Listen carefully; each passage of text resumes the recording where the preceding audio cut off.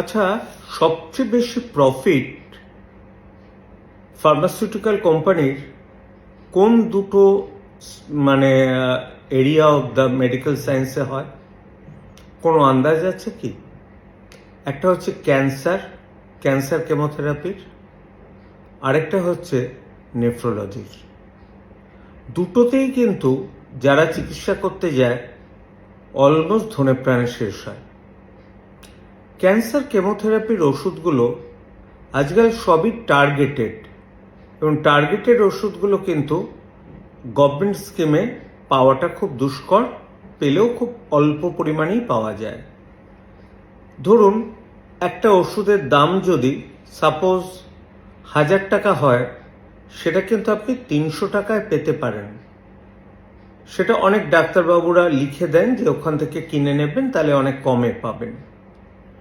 আবার অনেকে লেখেন না, এটা লেখা হয়তো সম্ভব হয় না, তাই আলটিমেটলি সেই ক্যান্সার পেশেন্টদের কি হয়, দেখুন ক্যান্সার স্পেশালিস্টের একটা ফিজ আছে, সেটাও খুব নগণ্য নয়। তারপর প্রতিবার তাদের বিভিন্ন রকম টেস্ট করতে হয়, সেটার একটা খরচ আছে। প্লাস ওষুধের দাম যদি কিছুটা কমানো না যায়, তাহলে কিন্তু চিকিৎসা চালানো সাধারণ লোকের পক্ষে, মডার্ন চিকিৎসা চালানো সম্ভব নয়। পুরোনো দিনের যে ক্যান্সার ওষুধগুলো রয়েছে সেগুলো কিন্তু অত দাম বাড়েনি।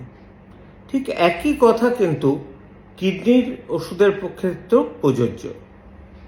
1 নম্বর, কিডনির ক্রিয়েটিনিন কমানোর কোনো ওষুধ নেই।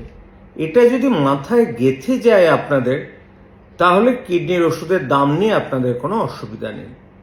কিন্তু আনফর্চুনেটলি বেশিরভাগ কিডনি স্পেশালিস্ট আমার মনে হয় যে পেশেন্টদের চাপে 3-4টে ওষুধ লিখে দেন।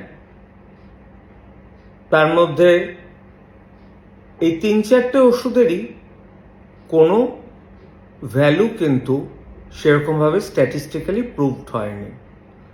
তার মধ্যে সবচেয়ে সস্তা হচ্ছে সোডিয়াম বাইকার্বনেট ট্যাবলেট। তাছাড়া যেগুলো আছে কিটো অ্যানালগ কিছু ওষুধ আছে প্রোবায়োটিক, কিছু ওষুধ আছে এনঅ্যাসিটাইলসিস্টিন। সত্যি বলছি, কোনো লাভ হয় না, বিরাট খরচ। এবং কেউ কেউ এমনভাবে ওষুধগুলো লেখেন যেটা পার্টিকুলার কিছু দোকান ছাড়া পাওয়াও যায় না। খারাপ লাগে ডাক্তার হিসেবে। আমার মনে হয় এই দুটো ব্যাপারে প্রত্যেক ডাক্তারকে একটু সতর্ক হতে হবে যে আফটার অল যে পেশেন্টরা ক্রনিক কিডনি ডিজিজে ভুগছেন, তাদের কিন্তু একটা মাসে একটা বিরাট অ্যামাউন্ট অফ টাকা খরচ হয়,